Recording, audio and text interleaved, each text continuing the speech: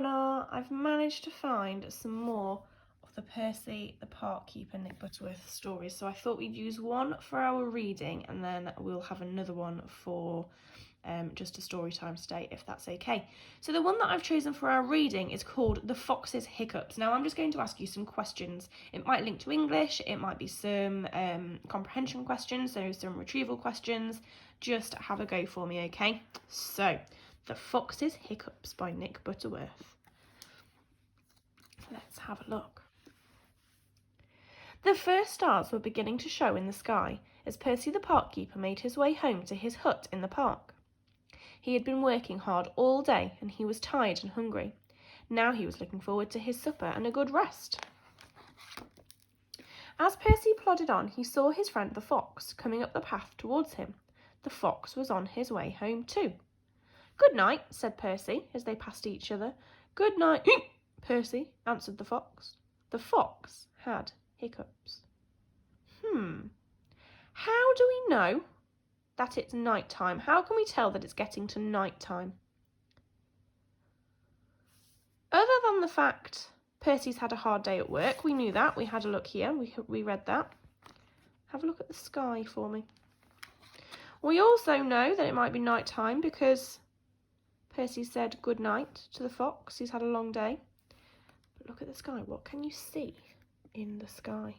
I can see lots of stars. That might mean that it's night time. The fox had been drinking some fizzy lemonade when a squirrel had told him a funny joke about a parrot, a worm, and a cricket bat. The fox exploded with laughter. It was then that he had learnt that it is not a good idea to laugh and drink at the same time. He had hiccups all afternoon. I wonder if Percy knows a good cure for hiccups, the fox said to himself. I'll ask him, he said, and with that he turned and he followed after Percy. When he got back to his hut, Percy remembered that he still had 1 or 2 jobs to do. First, he watered some plants. "I'd better get my washing in too," said Percy. "Then it's 2 boiled eggs for me and a pile of toast soldiers." Ooh. We have looked at ordinal numbers before. We've looked at it in maths. And he has 2 jobs to do, it says. First, he watered some plants, but then he doesn't say the next one that I thought he might. He says then. What comes after first? It would be first, third. What's that one in the middle? You have a think for me. The fox hurried on. He wasn't afraid of the dark. He just liked the light better, that's all. But where was Percy? He ran round the side of the hut, but instead of finding Percy, he found Percy's washing. And then, with a crash and a tumble which hurt his foot, he found a pile of flower pots. "Ow! Ow!" wailed the fox. Ooh, wailed. What does wailed mean? That's a good word. The other day we looked at other words that mean said. But what does wailed mean? Have a think for me. Percy was surprised by the crash. He stuck his head around the corner, but when Percy saw what made the crash, he quickly pulled it back again. It's a ghost!" he gasped. Why does Percy think that the fox is a ghost? What did he crash into before?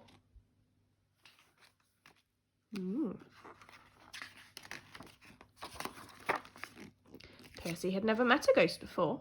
He felt he should introduce himself. But what should he say to a ghost? Percy listened hard. He could hear the ghost still moaning and thumping about. And suddenly there was another loud crash, and then silence. Percy was just beginning to wonder if perhaps the ghost had disappeared, when there came another sound, a small sound. It was not the sort of sound that Percy expected to hear from a ghost. A smile spread over Percy's face. I can see a question on this page. How do I know that it's a question? I said it a little bit differently, didn't I? I said, but what should he say to a ghost? The tone of your voice goes up a little bit at the end when you ask a question. So if I said it But what should he say to a ghost? Doesn't quite sound like a question, doesn't it? But what does he say to a ghost? And we've got that all-important question mark. We know that a question has been asked if there is a question mark. What would you say to a ghost if you saw one? A friendly ghost? Have a think.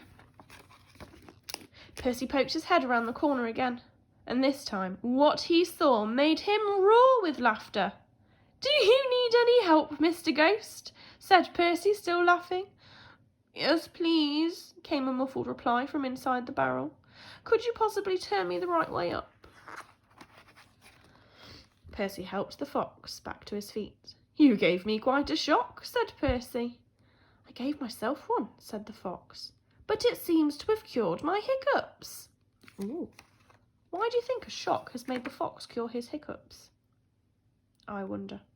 Well done, Runner. That is reading done for today. We will have a story time in just a bit. I will see you soon. I hope you enjoyed.